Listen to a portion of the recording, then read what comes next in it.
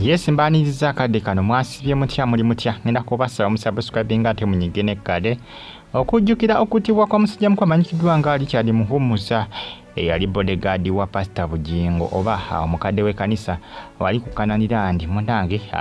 gwaweze omwaka mulambo onako olw'eggulu jikoni ati wange naku z'omwezi zaali 2 omwezi gwali gwa January omwaka ogwa 2024 tuli mu 2025 jikira yona ku z'omwezi 3 onako olw'eggulu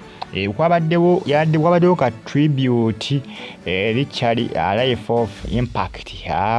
zaade sandozeemu mpaka ku 3 ne ku ssaawa 3 ez'ekiro ku ssaawa emu ne ku ssaawa 3 ez'ekiro ekiro ky'olunaku olwayise olw'eggulu nga nakoze omwezi 2 lweyattibwa poliisi kubanga munnange baako kiraga waweetuuse mu kukola ki mu kufuna abatemu abalumba omukulu Bugingo akosa n'omukadde w'ekkanisa amanyikiddwa nga Richard Muhumuza mweyafiira ng'agezaako kubanga munnange adifendinga boosi we obutatibwa era amasasi gakwata mu ye musajja wattu bambi Richard Muhumuza abwetegereza bulungi ab'ebyokwerinda bagamba nti bakyalina amasito okubanga batrackinga n'okutresinga abakozesa emmundu nga tuli mu mwaka mulamba Pastor Bugingo waali tateredde era ng'agamba nti poliisi tena kubanga emuwa information eryawo nti ekola ki teyinza okuba nga emukkakanya era yavaayo ng'asaba poliisi kyokusambyasambyako mu kunoonyereza balabe nga bakola ki babaako kye bamulagako olw'ensonga nti abeera ku bunkenke. Pastor Bugingo yeeraliikirira abasajja bayinza okwagala okudda mission eyinza okuba yagaana kati ne baagala okukola ki okujja okukola kye bayita mission accomplished kugimaliriza atyamu era ne mukyala we Makula naye atyamu bonna bali ku bunkenke mwaka kati gweze mwaka mulamba poliisi egamba nti omuntu ali omu akozesa kapisita ako ati no yeyatana isimal access nti yali agala n'okutta Pastor Bugingo naye nakola ki n'akakana ng'atiddemu omukadde w'ekkanisa amanyikiddwa nga Richard Muhumuza bagita Fadi TV UG omwaka tegulwa tebyatuuse bannayinsa edduka ku sipiidi 18 egenda ku sipiidi omusajja yayimba akayimba ensinga egenda ku sipiidi 18 baabe ne 18 omwaka tegulwa jjujjuzi wano Pastor Bugingo kye bagiba mukuba amasasi ne bodyguard we bambi emmotoka ndowooza ogirengera 224 ne kati nga tuli 225 kyebuuze otukeza n'ogamba oba ndi namukuloota nga mbadde mu kirooto ne ndoota nga otuuse mu mwaka gwa 2025 naye nga bintu bya ddala bintu nga byali banango ebitwalo byatuse tuli mu 2025 kati tuka mu 2023 omwaka tegudduke nga sipiidi ya kizungirizi kugambye omwaka ndaba gwadduse nnyo guno oguwedde gwa 2024 naye nga kitalo nnyo kya bodyguard Richard Muhumuza olunaku olw'eggulu badde bamujjukira poliisi mbagambye kinaba kubanga efuna information ennyingiko ekyatracinga bannyini emmundu eyo kubanga emmundu eri emu gye bakozesa kika kya bastola ndowooza kika kya pisto emmotoka emmundu ne bwenagiyita emmotoka emmundu eyo poliisi egamba kika kyekimu yagenda nga akola ki yagenda nga akuba abantu banira nga yeyatani isimal access poliisi egamba nti ejja kuba efulumya alipota essaawa yonna nti esingako kubanga bakyagattagatta information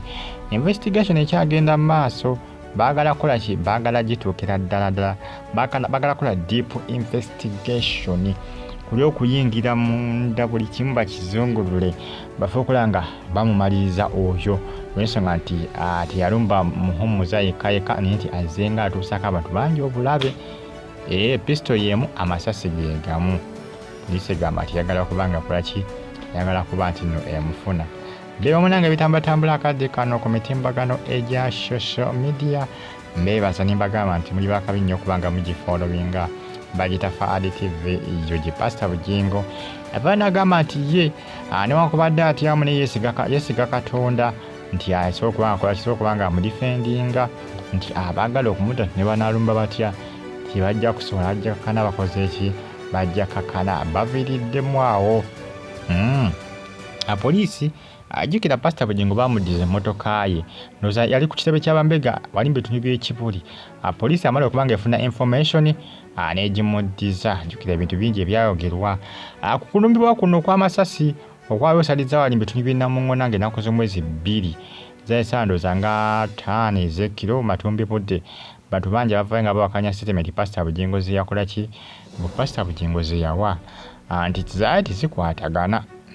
abasinga bagamba nti Pastor Bugingo ti statement ze yawa tezikola ki zaali tezikwatagana poliisi ebe negamba nti limu kubanga ebinoonyerezaako statement ze yawa zaali ntuufu banga poliisi egamba nti bingi ebibasibye okubanga tebanaaba kubanga bakola ki balaga ku progress ku musango oba kunoonyeza kw'omusango guno